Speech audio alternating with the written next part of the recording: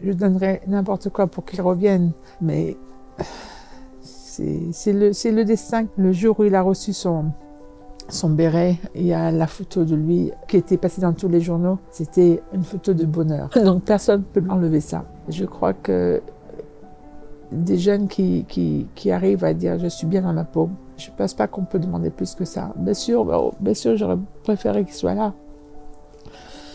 Mais on ne choisit pas, c'est Hachem qui choisit.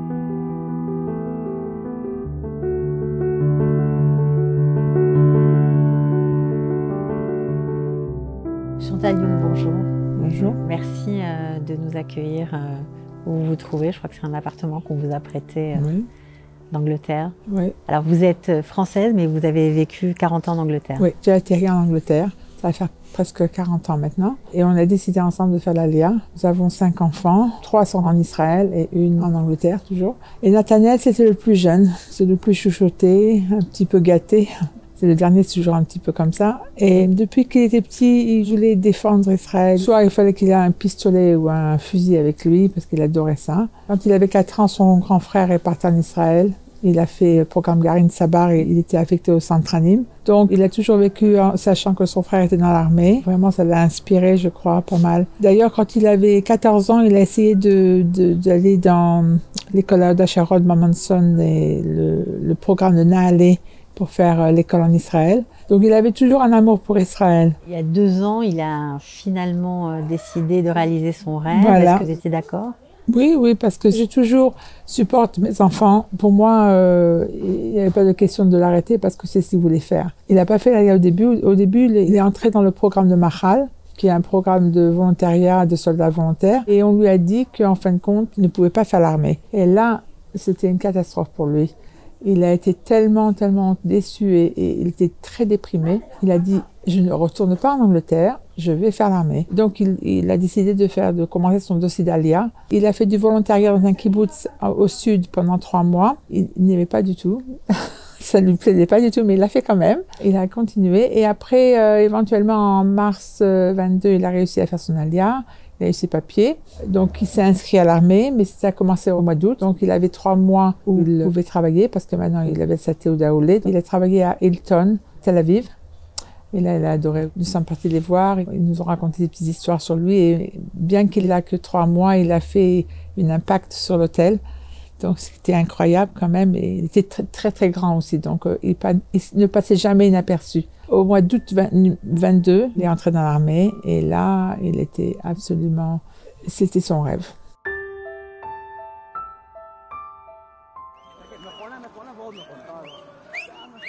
Tant qu'il était en entraînement, j'étais pas inquiète parce que je savais qu'il n'était pas opérationnel. Bien sûr, à chaque fois que j'entendais qu'il se passait quelque chose en Israël, une mère s'inquiète, spécialement une mère juive, on s'inquiète tout le temps de toute manière. Mais j'étais contente parce que je le voyais tellement content et tellement bien dans sa peau, ça valait l'inquiétude. Parce que quand il était à l'école, il n'était jamais très confiant, et j'avais pas beaucoup de self-esteem et tout ça. Donc, une fois qu'il a commencé l'armée, il était tellement bien dans sa peau. Il avait achevé son but. Alors, quand il a été affecté à Golani, Unité 13, là, c'était le bonheur total. Il était fier de lui et nous sommes partis aux 2 TKS. Moi, je suis partie à son premier TKS et mon mari est parti à son 2e TKS. Et aux 2 TKS, il s'est tellement amélioré que son commandant lui a donné au premier TKS sa tag, qui est un honneur, et au 2e TKS son béret. Son commandant m'a dit il est parti de très bas, il avait un niveau très bas quand il a commencé, mais il a tellement persévéré. Même il me disait, il courait tous les jours, il améliorait son temps, il améliorait ses exercices et même toute sa figure a changé, il s'est aminci. Il avait toujours un sourire aux lèvres, vraiment. Et aussi, j'ai découvert qu'il aidait beaucoup de gens. Il a affecté beaucoup de vies, en fin de compte, de ses amis en Angleterre, ses amis à l'armée. Il était très débrouillard. D'ailleurs, il s'est débrouillé pendant 1 an. Avant qu'il fasse l'Alia, il avait pas vraiment d'argent. Il n'avait pas de quoi loger, il trouvait toujours un plan pour se débrouiller, sans aide de nous. Hein. On l'a vraiment pas beaucoup aidé financièrement. Et il avait achevé ce qu'il voulait achever. En plus, il habitait à Beit Shel Benji en tant que soldat seul. Il s'occupait très bien de lui, ils il se faisait son linge. Beit Belgi, c'est une maison pour soldats seuls qui était à la mémoire de Benjamin Hillman, qui est tombé il y a 12 ans dans la guerre du Liban. Il me disait, maman, il y a un tableau, je mets une épingle, si je veux mon linge, j'appuie là, si je veux ma chambre, j'appuie là, si je veux de la nourriture, j'appuie là, et j'ai rien à faire. Et quand il était venu, je lui dis, ah, je m'excuse, hein, t'es pas un Beit Belgi, hein, là, c'est pas pareil, c'est pas le même standard. Mais on rigolait, on était très très proches, moi et lui. Très très grande connexion. Il avait eu des problèmes à l'adolescence avec un peu de comportement à l'école. Donc parce que je devais lui donner beaucoup d'attention, on était très très proches et on avait une confiance mutuelle. C'est-à-dire qu'il me disait tout. J'avais entraîné à me dire même les choses, les bonnes choses et les mauvaises choses. Parce que je lui dis toujours, si tu me dis ce qui se passe, je peux t'aider. Si tu me caches les choses, je vais les découvrir éventuellement, mais ça c'est peut-être trop tard pour t'aider. Donc, on avait toujours cette franchise entre nous. Pour ça, c'est très dur pour moi parce que je l'entends toujours parler. Hein. Maman, t'inquiète pas, mais tu sais, je veux te dire, j'ai fait un truc. Il me disait doucement, mais éventuellement, je sais qu'il y avait des petits problèmes, mais on arrive toujours à les résoudre parce qu'on avait cette confiance et on avait cette communication. C'est le plus jeune. Et comme il y a 18 ans entre ma grande et mon aîné et lui, donc il était un peu comme un enfant unique. Donc il était tout chouchouté, mais quand même, on avait cette camaraderie, cette complicité entre nous. Et c'était très, très spécial. Vous vous souvenez où vous étiez, j'imagine? Ben oui, alors le jour où j'ai appris, j'étais à Deauville, en France. Le matin, mon mari avait appris à la synagogue qu'il y avait eu des problèmes en Israël. Et il y avait eu pas mal d'otages pris, mais moi, il ne m'a pas dit. Alors, sans souci dans la tête, on s'est promené l'après-midi sur la plage avec ma soeur. On est revenu et mon mari était contrarié. Et alors, j'ai dit, ben écoute, il faut vérifier les téléphones, voir ce qui se passe. Et donc, une fois que j'ai vu mon téléphone, j'ai vu qu'il y avait des messages à propos de Nathanaël. Quelqu'un m'a dit qu'il était blessé, il était à l'hôpital. Donc, dans ma tête, j'ai dit, bah, au Hachem, s'il est blessé à l'hôpital, au moins il n'est pas otage et il est sain et sauf. Et puis après, il téléphone à mon fils et lui dit, oui, il faut aller à Barzilai, à l'hôpital de Barzilai, mon fils qui est à Jérusalem.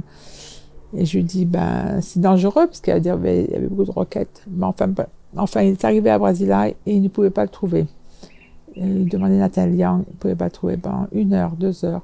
Je lui dis, c'est pas normal quand même, il y a quelque chose qui se passe. Je ne pensais pas qu'il avait été tué, je pensais qu'il était peut-être très très blessé, ou alors en train d'être opéré, ou peut-être dans le coma, enfin, quelque chose comme ça. Et après, mon fils était très frustré parce que personne ne lui disait rien. Pendant 2 heures, 3 heures, il a fini par aller dans tous les petites salles de l'hôpital et de l'appeler. Et après, il y a un psychologiste qui s'est assis avec lui, puis il commence à lui parler. Et éventuellement, ils lui ont dit. Mais il n'avait pas le droit de me le dire jusqu'à que l'armée est partie voir ma fille. Et donc, ma fille qui était à Ramat Aviv, c'était le premier contact. Donc, elle était très positive. Elle me dit, maman, t'inquiète pas, tu sais qu'il va bien, tu vas bien, faut pas s'inquiéter, tu vas bien, tu vas bien.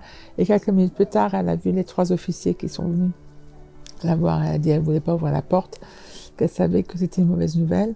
Après, mon fils m'a appris, et puis c'était un peu le choc. Enfin, on était à peu près assis ou allongés pendant au moins une demi-heure, 1 heure, ne sachant pas quoi faire, quoi. Enfin, le choc.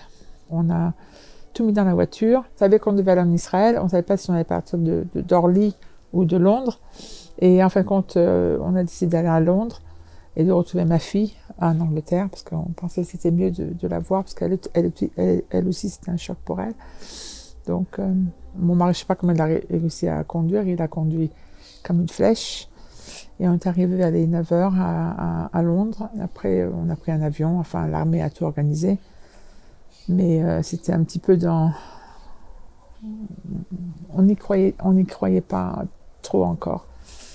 Et même maintenant, vous savez, des fois, je J'espère qu'il va peut-être réapparaître quelque part. J'arrive pas à croire que ça soit si final. Mais ce qui a été très très triste en plus, elle m'a dit là, c'est une autre maman, elle dit, vous savez que votre fils, on lui a parlé, il va bien. Et puis après ça, les deux sont tombés en même temps en fin de compte. Je crois que ce qui s'est passé, c'est il était en poste de surveillance et il a vu qu'il y avait des problèmes. Et ils ont vu qu'il y avait une soldate qui était peut-être blessée ou qui était en détresse. Donc ils sont partis la voir, lui et Eli, et je crois qu'ils ont été embusqués par de Hamas, de terroristes. Mais apparemment, il y a eu une bataille et il s'est bien battu. Mais malheureusement, lui et son ami sont tombés, et la soldate aussi. Sur sa base, il y avait 30 soldats. Et malheureusement, seulement 7 soldats ont survécu sur cette base. Ce qui était très très triste, le jour de l'enterrement de Nathanaël, il y avait 3 tombes. Et quand on a fait la Shiva pour la Skara, après la semaine, c'était plein. Presque 25, 30 tombes, et tous des jeunes. Et donc, malheureusement, je ne suis pas la seule mère qui... C'est très dur pour les mères, pour toutes les personnes qui ont des personnes en otage. C'est un moment très très difficile. Comment vous avez envie qu'on se souvienne de lui? Bon, quelqu'un avec toujours un sourire aux lèvres, d'ailleurs, toujours très positif et vraiment amical, très social, plein de vie, et un profiteur. C'était vraiment un profiteur de la vie. Très positif, toujours très positif. Et c'était une preuve, quand on est déterminé, on peut achever quoi que ce soit. C'était mon message. Mon message, c'est que vraiment, il ne faut jamais laisser tomber. Si on veut vraiment faire quelque chose, il faut le faire. Vous parlez comme ça, malgré le fait qu'il ne soit plus là. Oui, parce que de toute manière, j'aurais pas pu l'arrêter de faire ce qu'il avait envie de faire. Et il était heureux. Il y a d'autres dangers. Vous savez, la vie est pleine de dangers. On ne peut pas penser comme ça. Le réconfort, c'est que le peu de temps qu'il a eu à l'armée, il était content. Il n'y a pas beaucoup de jeunes qui peuvent dire que je suis très bien dans ma peau. Et lui, il était très très bien dans sa peau. On l'appelait le DJ soldat. Le DJ soldat. Et d'ailleurs, il y a beaucoup de roquettes qui ont été envoyées à Gaza portant son nom. Je donnerais n'importe quoi pour qu'il revienne. Mais c'est le destin. On ne sait pas ce qui va se passer. Mais le fait que je sais qu'il était tellement content, le jour où il a reçu son béret, il y a la photo de lui, la photo qui était passée dans tous les journaux, c'était une photo de bonheur. Donc personne ne peut l'enlever ça. Je crois que des jeunes qui arrivent à dire « je suis bien dans ma peau », donc je ne pense pas qu'on peut demander plus que ça. Bien sûr, j'aurais préféré qu'il soit là. Mais on ne choisit pas, c'est Hachem qui ne choisit pas. On ne choisit pas. Qu'est-ce que vous voulez dire? Pourquoi, je ne sais pas. Beaucoup de gens m'ont réconforté pour dire qu'il est mort en sadique et que Hachem cueille les plus belles fleurs. Et c'est comme ça. Vous savez, on peut se torturer, poser beaucoup de questions, mais c'est comme ça. Si j'aurais fait ci, si j'aurais fait ça, on ne sait pas.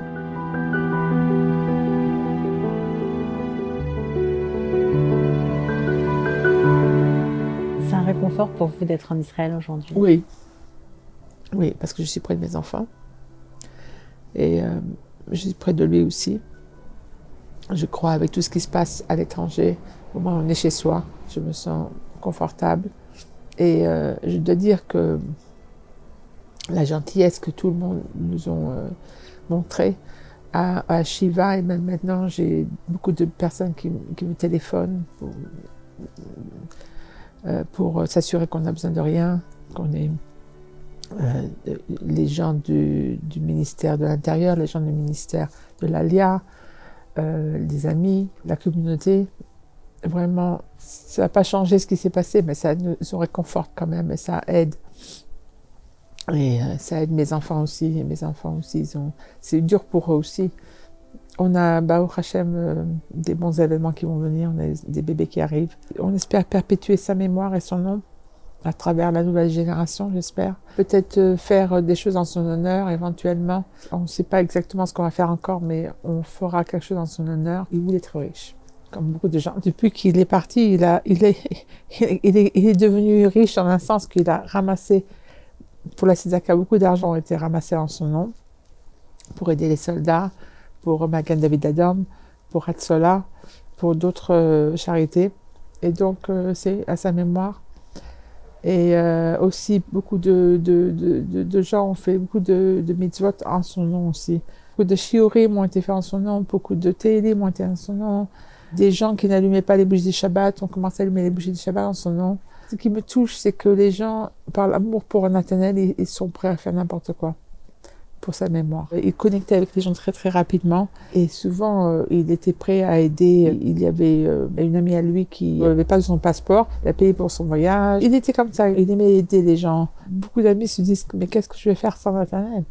Parce que c'était mon confident, il m'a aidé, on rigolait. Il adorait faire la fête, il adorait sortir, il adorait être avec ses copains. Mais en Israël, il a trouvé vraiment sa rêvera. Il avait une grande rêvera, de français d'ailleurs, d'anglais, d'américains. Et il me disait, il dit, maman, j'ai plein d'amis maintenant, j'ai des amis en France, j'ai des amis au Canada, j'ai des amis en Amérique, j'ai des amis en Amérique du Sud. Il avait achevé le bonheur, et pour lui, l'armée, c'était le réconfort, il était content, il adorait son fusil. Il me contactait presque tous les jours. En me montrant, regarde, j'ai un nouveau fusil. Pour lui, c'était défendre Israël, c'était une mission, c'était son but. Bon, c'est trop court, mais il a achevé son but. Il est tombé en défendant son pays, donc c'est ce qu'il voulait faire.